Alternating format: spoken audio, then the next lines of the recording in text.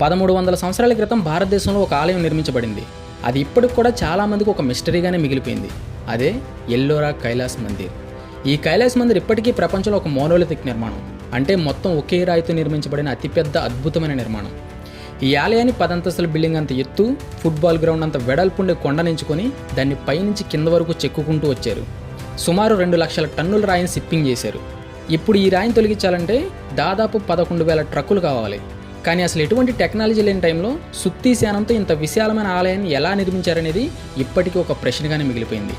చాలామంది థియరీ ఏంటంటే దీన్ని ఏలియన్స్ టెక్నాలజీ ఉపయోగించి నిర్మించుంటారు, లేదా ఆ టైంలో ఉన్న అడ్వాన్స్డ్ సివిలైజేషన్ ఏదైనా దీన్ని నిర్మించుంటుంది అని చెప్పేసి చాలామంది అభిప్రాయపడతారు. ఎందుకంటే 20 లక్షల టన్నుల షిప్పింగ్ రాయిపొడిని ఎక్కడ పడేశారనే దానికి ఇప్పటికీ ఆధారాలు లేవు. సో ఈ ప్రశ్నలన్నింటికి సమాధానం కావాలంటే మహారాష్ట్రలోని సంభాజీనగర్కి 30 కిలోమీటర్ల దూరంలో ఉన్న ఎల్లోరాకు వెళ్ళాలి. ఇక్కడే లార్డ్ శివ కైలాస్ టెంపుల్ ఉంది. ఈ టెంపుల్ వెనకాల చాలా కథలు కథనాలు ఉన్నాయి. ఇప్పటి వరకు ఈ ఆలయం గురించి ఎవరికి తోచిన వాళ్ళు చెప్పుకుంటూ వచ్చారు. బట్ అసలు నిజాన్ని ఇప్పుడు నేను చెప్పబోతున్నాను. ఈ టెంపుల్ గురించి మీరు ఇప్పటివరకు వినని చూడని కథను మీకు చూపించబోతున్నాను. సో వీడియో మధ్యలో ఎక్కడ డిస్టర్బ్ చేయకూడదంటే ఈ వీడియోకి ఒక లైక్ చేసి సబ్స్క్రైబ్ చేసి వీలైతే షేర్ చేయండి. Let's get into the video.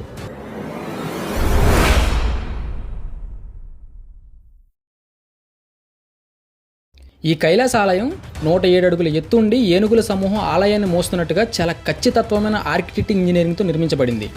Nandi మండపం, సభా మండపం, ఆలయ గోడలపై చెక్కబడిన మహాభారత రామాయణ కథాశిల్ప చిత్రాలతో చాలా అద్భుతంగా కనిపిస్తుంది. కానీ ఆశ్చర్యపోవాల్సిన విషయం ఏంటంటే దీన్ని నిర్మించే సమయంలో ఒక్క తప్పు కూడా జరగలేదు. ఒకవేళ తప్పు జరుగుంటే ఆ తప్పును సరిదిద్దుకోవడం అసాధ్యమని, అంత ఖచ్చితంగా చేశారంటే ఇది మానవుల పని కాదని, దీని వెనకాల ఏలియన్స్ టెక్నాలజీ ఉందని చాలామంది నమ్ముతారు. కానీ ఏలియన్సే నిర్మించారని చెప్పడానికి ఎటువంటి ఆధారాలు లేవు. మరోవైపు ఆర్కియాలజిస్టులు మాత్రం ఈ ఆలయాన్ని మనుషుల సాధారణ పరికరాలతో నిర్మించారని చెప్పేసి ప్రూఫ్లు చూపిస్తున్నారు. రాక్ కట్ మోనోమెంట్స్ నిర్మాణ సిద్ధాంతాన్ని ఉపయోగించారని చెప్పేసి గట్టిగా చెప్తున్నారు. అందుకే ముందుగా మన పూర్వీకులు వాడిన టెక్నాలజీ గురించి సింపుల్గా ఎక్స్ప్లెయిన్ చేస్తాను. నిజానికి భారతదేశంలో రాక్ కట్ మోనోమెంట్స్ నిర్మాణ సాంప్రదాయం వేల ఏళ్ల క్రితం నుంచే వాడేవాళ్ళు. క్రీస్తుపూర్వం 2వ శతాబ్దం నుంచి క్రీస్తు శకం 1వ శతాబ్దం వరకు అజంతా గుహల్లో ఈ పద్ధతిని వాడినట్లుగా కొన్ని ఆధారాలు ఉన్నాయి. ఈ టెక్నాలజీ కైలాస ఆలయ నిర్మాణ సమయంలో పీక్ స్టేజ్లో ఉంది. మీరు చూసుకున్నట్టయితే ఈ అజంతా గుహల్లో చిన్న చిన్న కిటికీల్లోంచి కాంతి లోపలికి వెళ్ళి మొత్తం కాంతితో నిండిపోయినప్పుడు అక్కడ మంత్రాలు చెప్పిస్తే ఆ చుట్టూ ఉండే సరౌండింగ్ వాల్స్ నుంచి ఒక డిఫరెంట్ సౌండ్ ఎక్స్పీరియన్స్ వచ్చేలా ఈ టెక్నాలజీని అభివృద్ధి చేశారు. అలానే 7వ శతాబ్దంలో దక్షిణ భారతదేశాన్ని పరిపాలించిన పల్లవరాజులు మహాబలిపురంలో ఈ టెక్నాలజీని వాడి 5 దేవాలయాలు నిర్మించారు. వాటినే పంచరథలు అంటారు. చివరిగా 8వ శతాబ్దంలో రాకెట్ ఆర్కిటెక్చర్ బాగా డెవలప్ అయింది. సో అప్పట్లో ఎల్లోరాలో ఒక మొత్తం పర్వతాన్ని ఎంచుకొని దాన్ని పైనుంచి కింద వరకు చెక్కి కైలాస దేవాలయాన్ని అయితే నిర్మించారు. ఇది ప్రపంచంలో ఒక పెద్ద మోనోలిథిక్ నిర్మాణం, అలానే సంక్లిష్టమైనది కూడా. నిజానికి కైలాస దేవాలయాన్ని జూమ్ అవుట్ చేసి చూస్తే చుట్టుపక్కల ఒకే రాయితో చెక్కబడిన 34 గుహలు కనిపిస్తాయి. వాటిని ఎల్లోరా కేవ్స్ అంటారు. వాటిలో 16th కేవే కైలాస దేవాలయం. సో ఈ టెక్నాలజీ గురించి మీకు బాగా అర్థమైంది అనుకుంటున్నాను. కానీ ఇప్పుడు మన ముందున్న ప్రశ్న ఏంటంటే, నిజంగా కేవలం సుత్తి ఊలు ఉపయోగించి 20 లక్షల టన్నుల రాయిని చెక్కగలిగారా? చెక్కగలిగితే దీన్ని ఎవరు నిర్మించారు, ఎలా నిర్మించారు? బరోడా తవ్వకాల్లో ఆర్కియాలజిస్టులకి కొన్ని రాగి శాసనాలు దొరికాయి. ఆ పలకల్ని కర్కట్టు అనే రాజు గ్రైడ్ చేశాడు. వాటిలో స్పష్టంగా చెప్పబడింది ఏంటంటే ఈ ఎల్లోరా కైలాస దేవాలయాన్ని రాష్ట్రకూట వంశానికి చెందిన 2వ రాజైన కృష్ణరాజు నిర్మించాడు. ఈ రాష్ట్రకూట సామ్రాజ్యం ప్రాచీన భారతదేశంలో గొప్ప సామ్రాజ్యాలు ఒకటి. ఇంచుమించు క్రీస్తు శకం 753 నుంచి 982 వరకు 13 మంది రాజులు ఈ రాష్ట్రకూట సామ్రాజ్యాన్ని పరిపాలించారు. ఈ వంశంలో 2వ రాజైన కృష్ణరాజు ఈ ఆలయాన్ని నిర్మించాడని చెప్పేసి బరోడాలో దొరికిన రాగి శాసనాలపై రాసి ఉంది. కానీ ఇక్కడ ఉన్న సమస్యలు ఏంటంటే ఈ కృష్ణరాజు క్రీస్తు శకం 756 నుండి 774 వరకు మాత్రమే పరిపాలించాడు. అంటే కేవలం 18 సంవత్సరాలు మాత్రమే తన రాజ్యపాలన జరిగింది. ఇంత తక్కువ టైంలో ఇంత పెద్ద ఆలయాన్ని ఎలా నిర్మించాడో అది ఎలా సాధ్యమని చెప్పి చాలామంది క్వశ్చన్స్ రేజ్ చేశారు. అప్పుడు జర్మనీకి చెందిన హార్మన్ గోయిట్స్ అనే ఆర్కియాలజిస్ట్ అప్పట్లో అంటే 19th సెంచరీలో ఈ కైలాస దేవాలయంపై రీసెర్చ్ చేసి దీన్ని నిర్మించడానికి ఇంచుమించు 500 సంవత్సరాలు పట్టిందని, కృష్ణరాజు కేవలం 18 సంవత్సరాలు ఈ ఆలయాన్ని నిర్మించాడనేది అవాస్తవం అని చెప్పేసి తన సిద్ధాంతాల్లో పేర్కొన్నాడు. అలానే హార్మన్ గోయిట్ ఈ ఆలయ నిర్మాణ శిల్పశైలిని లోతుగా అధ్యయనం చేసినప్పుడు తనకి 10 వేరు శిల్పకళా శైలులు కనిపించాయని చెప్పుకొచ్చాడు. అంటే శిల్పాలను చెక్కడంలో 10 వేరియేషన్స్ కనపడ్డాయి. ఒక్కో శిల్పంలో ఒక్కో రకమైన టెక్నాలజీ కనపడింది. ఆలయ ప్రవేశ ద్వారం దగ్గర ఉన్న గజలక్ష్మి ప్యానల్ ఒక రకమైన శైలిలోను, ఆలయ పీఠ భాగంలో చెక్కిన ఏనుగులు ఒక రకంగాను, సింహాలను చెక్కిన విధానం ఇంకో రకంగాను, ఇలా ప్రతి కళ ఒక్కొక్క రకమైన ఒక్కొక్క కాలాన్ని సూచించుకుంటూ వెళ్ళింది. ఈ 10 రకాల శైలులు 8వ శతాబ్దం నుంచి 13వ శతాబ్దం వరకు అభివృద్ధి చెందుతూనే ఉన్నాయి. ఒక్కో శైలి మార్పు చెందడానికి దశాబ్దాల కాలం పడుతుంది. సో కృష్ణరాజు కేవలం 18 సంవత్సరాల్లోనే ఇంత ఆర్కిటెక్చర్ అద్భుతాన్ని నిర్మించలేదు. కేవలం కొనసాగించాడంతే. 8వ శతాబ్దం నుంచి 13వ శతాబ్దం వరకు 8 మంది వేరు రాజులతో వారి ఆర్కిటెక్చర్ స్టైల్లో 500 సంవత్సరాల పాటు దీన్ని నిర్మించారు. ఈ లెక్క ప్రకారం రాష్ట్రకూట సామ్రాజ్య తొలి రాజైన దంతిదుర్గుడు ఈ ఆలయాన్ని ప్రారంభించాడు. ఆ తర్వాత 7 రాజులు వాళ్ళ స్టైల్లో 13వ శతాబ్దం వరకు ఈ ఆలయాన్ని నిర్మించుకుంటూ వచ్చారు. అందుకే 500 సంవత్సరాలు పట్టిందని 1952లో హార్మన్ గోయిట్స్ ఒక సిద్ధాంతాన్ని ప్రతిపాదించాడు. చాలా సంవత్సరాల పాటు ఈ సిద్ధాంతాన్ని ఎవరు వ్యతిరేకించలేదు. కానీ 1982లో భారతీయ పురావస్తు శాస్త్రవేత్త అయిన M K Dhavalikar Kailasa the stylish development and chronology రీసెర్చ్లో హార్మన్ గోయిట్స్ సిద్ధాంతాలు పూర్తిగా తప్పు అని ప్రతిపాదించాడు. దవల్కర్ రీసెర్చ్లో కైలాస దేవాలయాన్ని కేవలం 10 నుంచి 12 సంవత్సరాలను పూర్తి చేశారని చెప్పుకొచ్చాడు. కొన్ని ఆధారాలు కూడా చూపించాడు.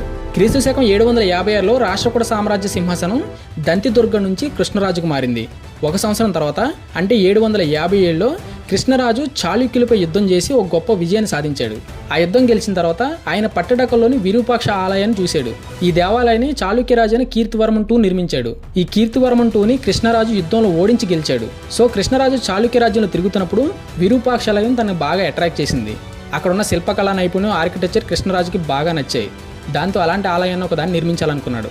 అందుకే విరూపాక్ష దేవాలయం నిర్మించిన కళాకారుల్ని, శిల్పుల్ని, వాస్తు సిద్ధాంతుల్ని ఎల్లోరాకి తీసుకొచ్చాడు. చాళుక్య శిల్పులు, రాష్ట్రకూట శిల్పులు ఇద్దరు కలిసి అద్భుతమైన కైలాస దేవాలయం నిర్మించారు. అందుకే కైలాస దేవాలయం, పట్టడకల్ విరూపాక్ష దేవాలయం రెండు దగ్గర పోలికలతో ఉంటాయి. కానీ ఒక్కటే తేడా, కైలాస దేవాలయం ఒకే రాయితో చెక్కబడింది. అలానే పరిమాణంలో విరూపాక్ష టెంపుల్ కంటే 2 ఇంతలు పెద్దది. ఇక్కడ ఇంకొక ఇంట్రెస్టింగ్ ఫ్యాక్ట్ ఏంటంటే హార్మన్ గోయిట్స్ కనపడిన 10 రకాల శిల్పకళా శైలుల వెనకాల కూడా ఒక రీజన్ ఉంది. కృష్ణరాజు ఎల్లోరాకు తీసుకొచ్చిన శిల్ప కళాకారుల్లో చాళుక్యులు మాత్రమే కాదు, పల్లవులు కూడా ఉన్నారు. వీళ్ళు తమిళనాడుకి చెందినవారు. అయితే చాళుక్యరాజు కీర్తివర్మన్ పల్లవరాజులను ఓడించి పల్లవ శిల్ప కళాకారుల్ని పట్టడకలకు తీసుకొచ్చాడు. ఆ తర్వాత రాష్ట్రకూట రాజైన కృష్ణరాజు చేతిలో కీర్తివర్మన్ ఓడిపోయిన తర్వాత పల్లవ చాళుక్య శిల్పులు ఎల్లోరాకు చేరుకున్నారు. అంటే పల్లవ కళాకారులు 2 రాజులు 2 రాజ్యాలు మారారన్నమాట. పల్లవులు, చాళుక్యులు శిల్పకళలో ఆరితేరిన వాళ్ళు. రాష్ట్రకూట శిల్పులు రాతిని కొయ్యడంలో నిపుణులు. కాబట్టి ఈ ముగ్గురు కలయిక వల్లే ప్రపంచ వారసత్వ సంపదలో ఒకటైన ఇప్పటికీ చిక్కుముడివిడిన మహత్తరమైన కైలాస మందిర్ నిర్మాణం జరిగింది. హార్మన్ గోయిట్స్ అభిప్రాయం ప్రకారం ఆలయంలో కనిపించిన వేరు శిల్పకళా శైలులు వేరు రాజులు నిర్మించారని. కానీ ఎంకే దవల్కర్ రిపోర్ట్ ప్రకారం ఇది 3 వేరు సంస్కృతుల నుంచి, మూలాల నుంచి వచ్చిన శిల్పకళా నైపుణ్యం అని నిర్ధారించాడు. అంటే రాజు ఒకటే, కానీ శిల్పుల బృందాలు వాళ్ళ సంస్కృతులు వేరు. తర్వాత ఎంకే దవల్కర్ ఇచ్చిన 2వ రిపోర్ట్లో హార్మన్ గోయిట్స్ సిద్ధాంతాన్ని ఏకీభవించాడు. ఎందుకంటే నిజంగానే కైలాస దేవాలయ శిల్పకళల్లో వేరు సంస్కృతులు కనిపించాయి. అంటే శిల్పాలని కొంతమంది వేరు రాజులు వాళ్ళ సంస్కృతులు నిర్మించారు. కానీ ప్రధాన ఆలయాన్ని, అంటే ఇప్పుడున్న కైలాస దేవాలయం మొత్తాన్ని కృష్ణరాజు నిర్మించాడు.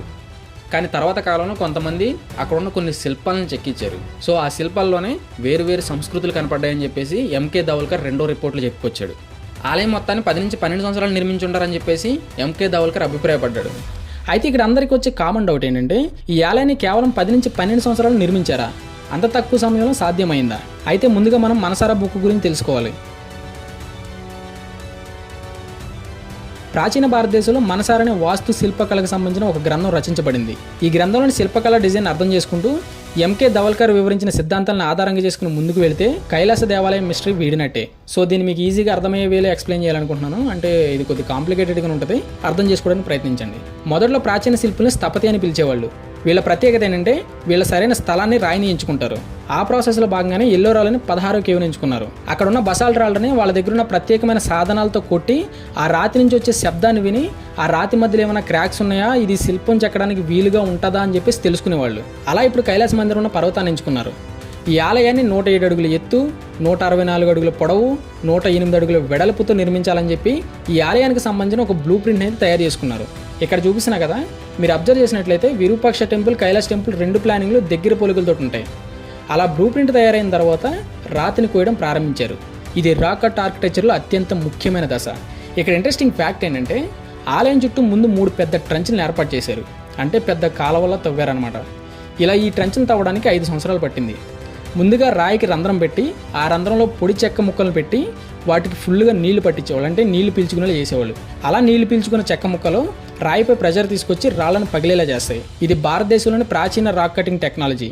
సో ఇలా పగిలి ఏర్పడిన తర్వాత పెద్ద సమ్మెట్లతోటి, ఐరన్ శానాలతోటి పగిలిన రాయిని ముక్కలుగా చేసి 3 వైపులా ట్రంచ్లను ఏర్పాటు చేశారు. సో దాంతో మధ్యలో ఫ్రీ స్టాండింగ్ రాక్ బ్లాక్ నేరుగా నిలబడింది. దీన్నే ఆలయంగా చెక్కారని దవల్కర్ రిపోర్ట్ ఇచ్చాడు. అలానే ఈ ట్రంచ్లు తయారు చేసేటప్పుడు సుమారు 20 లక్షల క్యూబిక్ ఫీట్ల రాయిని తొలగించారంట. సగటున ఒక వ్యక్తి రోజుకి 4 క్యూబిక్ ఫీట్ల రాయిని తొలగించి ఉంటే 250 మంది కార్మికులు రోజుకి 1000 క్యూబిక్ ఫీట్ల రాయిని తొలగించారు. సంవత్సరానికి 3,65,000 క్యూబిక్ ఫీట్ల రాయిని తొలగించారు. అంటే 20 లక్షల క్యూబిక్ ఫీట్ల రాయిని తొలగించడానికి 5 నుంచి 6 సంవత్సరాల సమయం పడుతుంది. అంటే వేల మంది పనిచేశారు, కానీ అందులో శిల్పులు, డిజైనర్లు, ట్రాన్స్పోర్టర్లు ఇలా చాలామంది పనిచేశారు. కాబట్టి అందులో కేవలం 250 మందిని మాత్రమే తీసుకుంటే 5 నుంచి 6 సంవత్సరాలు కేవలం ట్రంచులు తవ్వడానికే పట్టింది. ఇంకొక ముఖ్యమైన విషయం, అలానే అందరికీ తెలిసిన విషయం ఏంటంటే ఈ ట్రంచులు తవ్వే సమయంలో ఆలయం పనులు కూడా జరిగాయి. అంటే ఈ ట్రంచులు తవ్వే 5-6 ఏళ్లలో ఈ ఆలయ పై భాగాన్ని చెక్కే పనులు 90% పూర్తి చేశారు. అంటే ఒక పక్క కొంత భాగాన్ని ట్రంచులు తవ్విన తర్వాత పరంజీలు అంటే కట్టెలు కట్టుకొని శిల్పాలు చెక్కడం మొదలుపెట్టారు. ఆ తర్వాత ఇంకా కొద్ది కిందకు తవ్వి మళ్ళా కట్టెలు కట్టుకొని శిల్పాలు చెక్కారు. అలా కింద వరకు ఈ వర్క్ ప్రాసెస్ జరిగింది. అలా 5 నుంచి 6 సంవత్సరాల పాటు ట్రంచులు తవ్వడంతో పాటు ఆలయ పై భాగాన్ని కూడా చెక్కడం పూర్తి చేశారు. మిగతా 6-7 సంవత్సరాలు ఆలయ లోపల భాగాన్ని, గర్భగుడిని, శిల్పాన్ని చెక్కే పనులు పూర్తి చేశారు. ఇలా మొత్తం 12 సంవత్సరాల్లో ఈ మహత్తరమైన కైలాస దేవాలయాన్ని పూర్తి చేశారని చెప్పేసి ధవల్కర్ ఒక రిపోర్ట్ అయితే ఇచ్చాడు. అలా ఇప్పటి వరకు ఒక మిస్టరీగా మిగిలిపోయిన కైలాస దేవాలయ ఆలయ నిర్మాణం జరిగింది. అయితే ఇక్కడ ఇంకొక మిస్టీరియస్ విషయం ఏంటంటే ఈ ఆలయ నిర్మాణంలో తీసిన 20 లక్షల టన్నుల రాయిని ఎక్కడ పడేశారని చెప్పడానికి ఏ ఆధారాలు లేవు. అయితే కొంతమంది లాజికల్గా మాట్లాడే విషయం ఏంటంటే ఈ రాళ్ళని తీసుకెళ్ళి రోడ్లు వేయడానికి వాడుంటారు, లేదంటే ఏదైనా పెద్ద ఆ టైంలో పెద్ద కోటలు కట్టుంటారు కదా, వాటి బేస్మెంట్లో వాడుంటారని చెప్పేసి కొంతమంది మాట్లాడతారు. మరికొంతమంది ఏదైనా లోయలో పడేసి ఉంటారు, 1300 ఏళ్ళు గడిచిపోయాయి కాబట్టి కాలగర్భంలో కలిసిపోయి ఉంటాయని చెప్పేసి మరికొంతమంది చెప్తారు. బట్ దీనికి ఎటువంటి సరైన ఆధారాలు లేవు. కానీ నా డౌట్ ఏంటంటే ఈ ట్రంచులు తవ్వేటప్పుడు పెద్ద రాళ్ళని తొలగించి వేరే దేనికో వాడారు, లేదంటే చరిత్ర అంత సింపుల్గా చెరిగిపోదు. అంటే ఇది ఆలయానికి సంబంధించింది కాబట్టి దీన్ని దేనికో వాడుంటారని చెప్పేసి నా అభిప్రాయం. ఈ ఆలయం వెనకాల ఇంకో కథ కూడా ఉంది. యల్లాపుర రాజ్యానికి చెందిన రాజుకి తన పూర్వజన్మలో చేసిన పాపాల వల్ల ఈ జన్మలో గుర్తుపట్టని ఒక వ్యాధి సోకుతుంది. సో ఈ వ్యాధి ఎప్పటికీ తగ్గిపోయేసరికి ఆ రాజు భార్య అయిన మణికావతి తన భర్త రోగాన్ని తగ్గిస్తే శివునికి ఒక ఆలయం నిర్మిస్తానని చెప్పేసి ఒక వ్రతం చేస్తుంది. వెంటనే ఆ వ్యాధి తగ్గిపోద్ది. దాంతో ఆమె వెంటనే గుడి పనులు స్టార్ట్ చేయాలని చెప్పేసి ఆ గుడి పూర్తి వరకు, అంటే గుడి పై గోపురాన్ని చూసేంత వరకు నేను ఉపవాసం ఉంటానని చెప్పేసి నిష్ఠగా ఒక దీక్ష అయితే చేస్తుంది అనమాట. అలా ఒక కొండని పైనుంచి కింద వరకు చెక్కుంటూ ఇలా కైలాస దేవాలయాన్ని నిర్మించారని చెప్పేసి ఇలాంటి కథ కూడా ఒకటి ఉంది. ఏదేమైనప్పటికీ కైలాస్ టెంపుల్ భారతదేశ వారసత్వ సంపద, శిల్పకళా నైపుణ్యానికి ప్రతీక. ఎంతో మంది దాడి చేసిన చెక్కు చెదరని ఒక నిదర్శనం. ఔరంగజేబు 3 ఏళ్ళు కష్టపడిన ఒక మూల కూడా కదిల్చిన ఒక గొప్ప మోనోలిథిక్ ఆలయం. ఇది మన హిందువుల గౌరవం, గర్వం. ఈ ఆలయం గురించి మనం ఇంకా మాట్లాడుకోవాల్సిన విషయాలు చాలానే ఉన్నాయి. మనం కట్టడం గురించి మాత్రమే మాట్లాడుకున్నాం, కట్టడంలో ఉన్న కళల గురించి మాట్లాడుకోలేదు. సో ఇక్కడి వరకు వీడియో చూసారంటే నా ఎక్స్ప్లెనేషన్ మీకు నచ్చే ఉంటుంది. కాబట్టి ఆలయ అంతర్గత వివరాలు కూడా తెలుసుకోవాలనుకుంటే కింద కామెంట్ సెక్షన్లో ఎస్ అని కామెంట్ చేయండి. ఆ వీడియో కూడా చేసుకుందాం. అలానే నా ఎక్స్ప్లెనేషన్లో కూడా ఏమైనా తప్పులుంటే చెప్పండి, సరిదిద్దుకుంటాను. సో నా కష్టానికి ఫలితంగా మీ దగ్గర నుంచి 3 విషయాలు కోరుకుంటాను. Like, share, subscribe. తప్పకుండా ఈ వీడియోకి లైక్ చేసి సబ్స్క్రైబ్ చేసుకుని పక్కన ఒక గంట సింబల్ ఉంటుంది, దాన్ని ఆన్ చేసి పెట్టుకోండి. ఈ ఇన్ఫర్మేషన్ మీకు వర్తి అనిపిస్తే షేర్ కూడా చేయండి. That's it this video. మళ్ళీ నెక్స్ట్ వీడియోలో వెళ్దాం. అంతవరకు సెలవు, బాయ్.